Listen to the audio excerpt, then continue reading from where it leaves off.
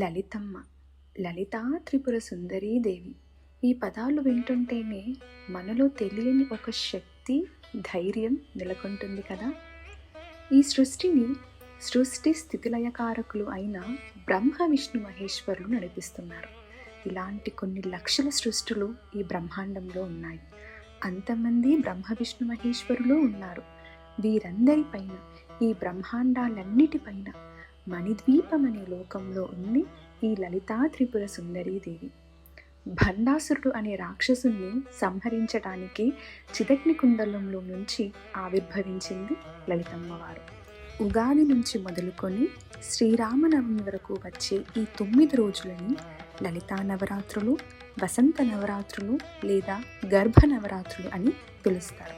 శ్రీరామచంద్రమూర్తి భూమి మీదికి వచ్చే ముందు తల్లి గర్భంలో ఉన్న ఈ 9 రోజులను గర్భనవరాత్రులు అని పిలుస్తారు. దీక్షలాగా చేయాలనుకున్న వారు కలశం, దీపం పెడతారు. నేను దీక్షలాగా కాకుండా రోజులాగే నిత్య పూజ చేస్తూ 9 రోజులు ఇంట్లో లలితా సహస్రనామం చదివాను.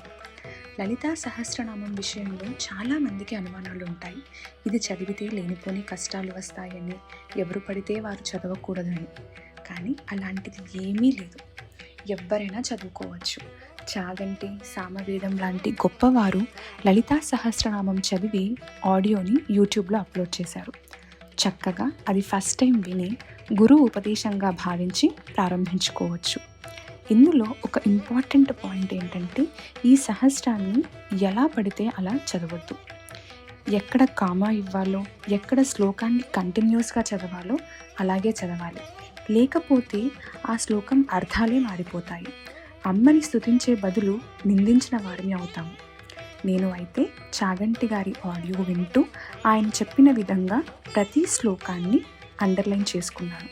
దాని ప్రకారం చదువుతాను. ఆ తల్లి దయ వల్ల 9 రోజులు ఏ ఆటంకం లేకుండా నవరాత్రులు చేసుకోగలిగాము. ఆ తల్లి కృప మనందరి మీద ఉండాలని కోరుకుంటూ శ్రీమాత్రే నమః.